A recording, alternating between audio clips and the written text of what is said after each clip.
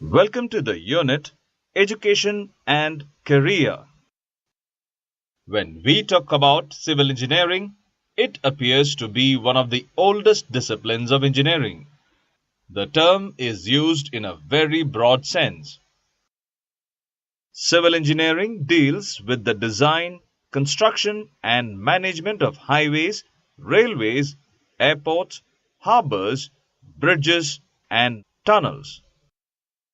Civil engineering also makes sure of the supply of good quality of water, and hence the term civil engineering is used in a very wide sense.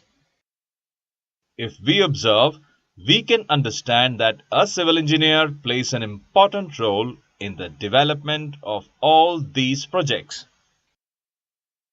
Earlier, civil engineers used to put their efforts on preparation of site plans, and the plans were handed over to the contractors and construction was done accordingly. But now, the role of civil engineer is changing. At present, the things have become very knowledgeable. In order to develop a good landscape, it requires careful planning, and one should be able to understand the rules and principles to be followed.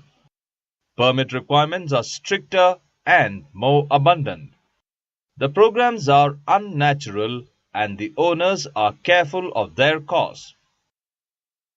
In the present times, civil engineers have to be with the clients and guide them with their valuable ideas and also help them in the approval and construction process other than advising the clients with their plans, strategies, and experience.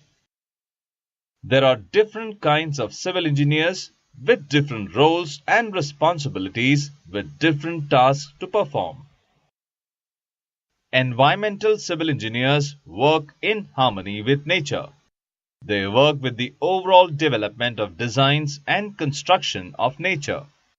They are purely concerned with nature and its development in different angles. The wastewater and sewerage disposal engineers work as the guardians of nature, and they concentrate more on environmental issues in order to protect the environment from the polluted water.